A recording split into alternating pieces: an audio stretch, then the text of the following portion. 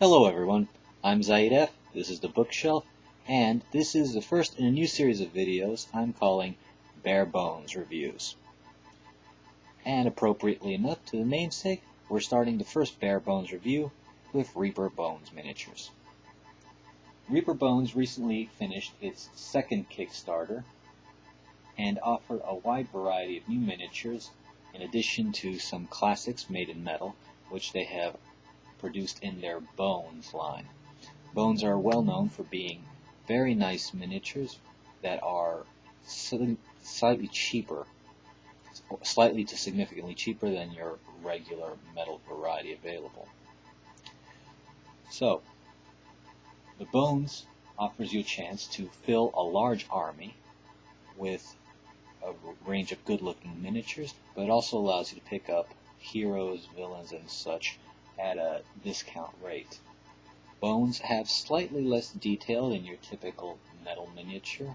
They're not anywhere near as close to what you get from high-end resin, but proportionate between what you're paying for and the detail you have. These are easily some of the best miniatures on the market. So, with that said, this first set, as you probably read from the title, if I got that right, is the add-on Lords of Darkness option.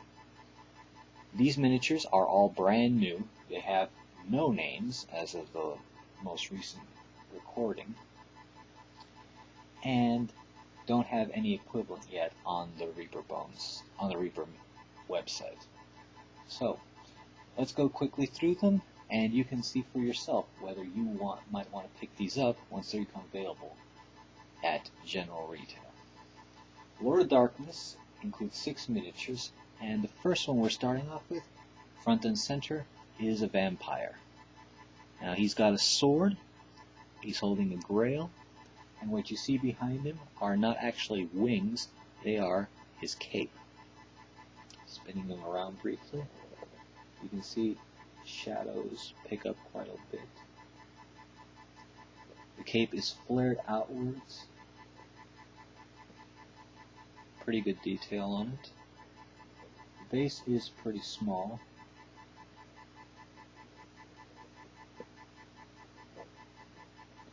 And he's wearing your typical nobleman garb. He's a bit like Count Dracula and will fit in well with almost any undead-themed army. He may actually replace some other miniatures as excellent vampire lord or lieutenant leader for large units. Anyone who does Warhammer fantasy battles, or Mantic's King of War, can see him coming in as a good alternative for many other models. Next up on the list of what I will be showing is your typical undead warrior.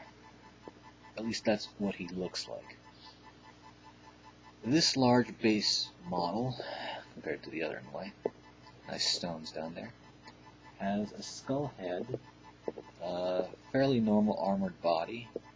He's got his right fist held up. There's nothing in it, actually, nor is there supposed to be, judging from the appearance of the miniature on the website. Also wearing boots, has a nice cape. Unlike the vampire, it is not flared. He is wearing armor, heavy plate, pretty complete. The weapon in his left hand is a skull-decorated mace. The mace is decorated with skulls on 4 faces, so if you paint it up in a certain way, you'll be able to get all the details showing up. I personally don't like that little detail. I think it's a bit too cartoonish. But if it's painted in something like stone colors, metals, all uniform, it should be able to pass off as relatively ornate instead of looking tacky. The armor on the miniature is pretty consistent. He has a large spike on the left shoulder, for reasons I don't really understand, And he's got a fold, or whatever you call it, cloth draping over the front of his armor. He's pretty much the same scale as the vampire, but again, he's a large skeleton, so he might be able to pass off as a hero, a champion, or maybe even a white or other similar named characters, depending on the system. Next up, we have a apparently caster skeleton lord. Like the others, he has long flowing cloth over most of him. This time it's a robe, not really a cape. In his right hand he carries a staff. His left hand is pointed out, 2 fingers. Repetition of the fall thing. On his head he wears what appears to be a crown with cloth falling off the side of it. A little bit an Arabian touch to it, maybe slightly Egyptian-esque or fantasy.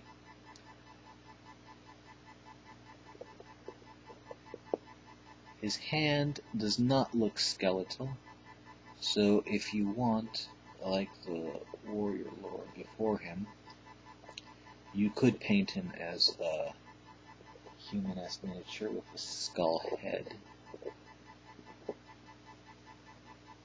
Or you could try to make him look kind of zombie-ish. His chest is a little open to interpretation. You might consider that an open cavity. You might paint it as being decorative armor. That's one of the things I like about the Bones range. The detail is there, but there's enough leeway for you to reinterpret it any way you want, almost. This miniature makes a good sorcerer, lich, pretty much any type of caster, although you could argue that the staff could be a type of scepter or baton if you wanted to make a type of regal king model as well. Next up, we have a female in a robe or wearing a skirt with a hooded cape. She carries a human-sized skull in her left hand and has a scythe on her right. The scythe, as you can see, is a little bit bent right here at the top, which makes it an unusual angle.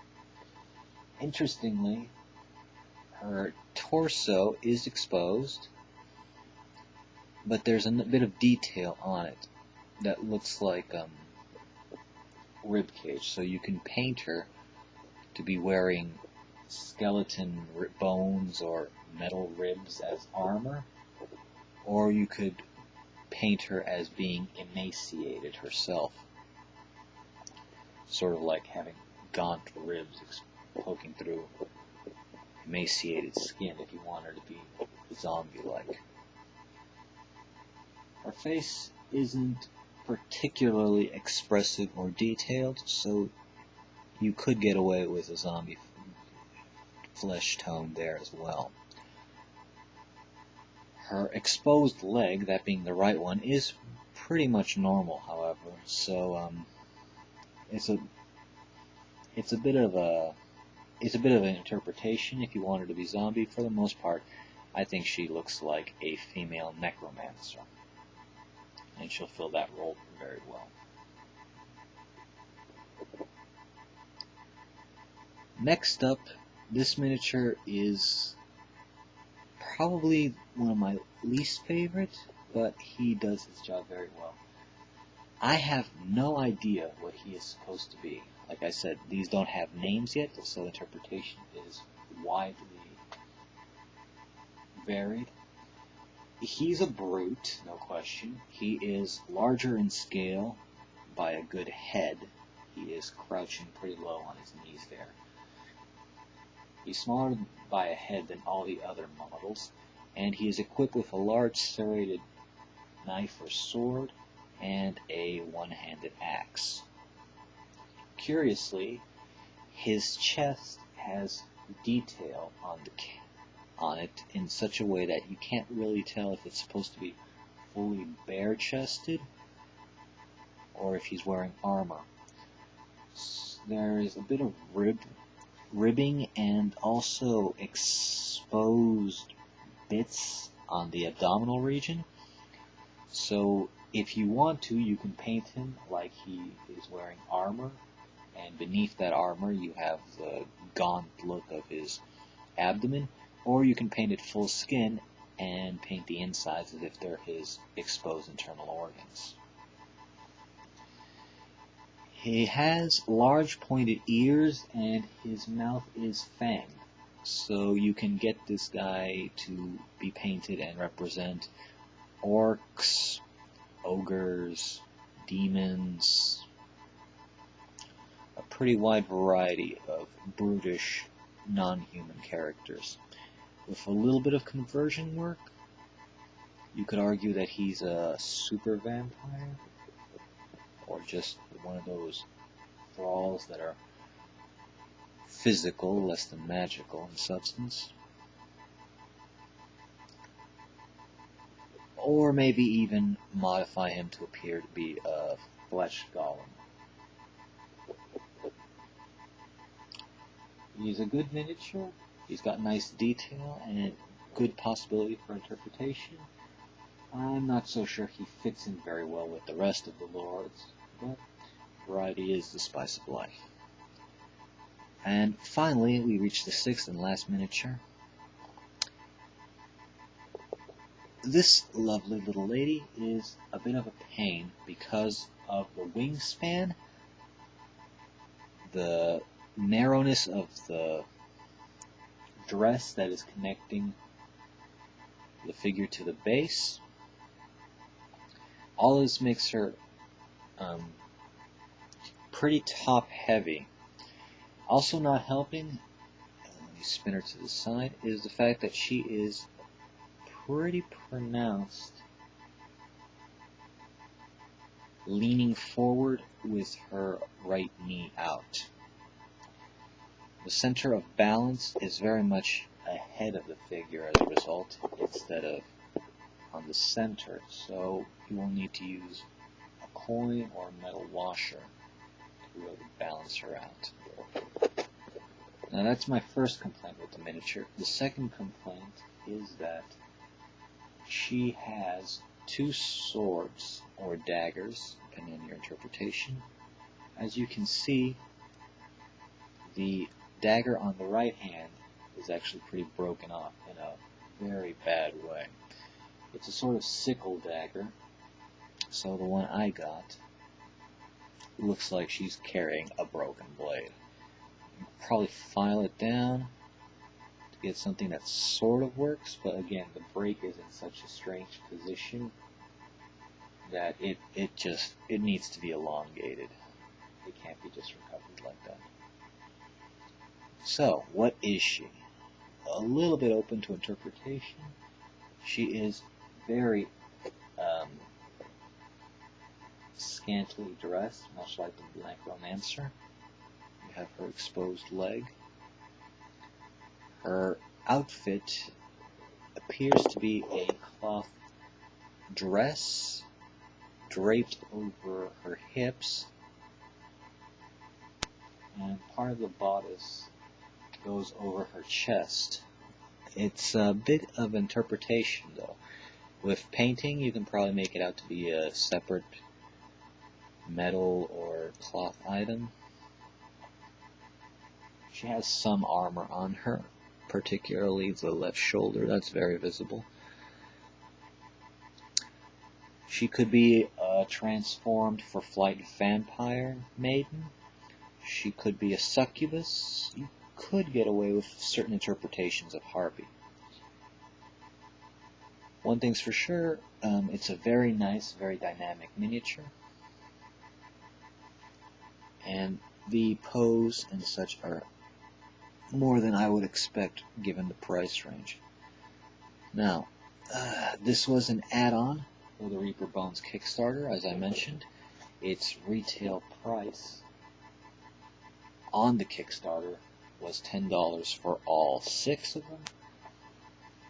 So we're looking at a pretty decent miniature set. I can see these retailing for probably 15, maybe 20, although that sounds like a bit of the higher end of that.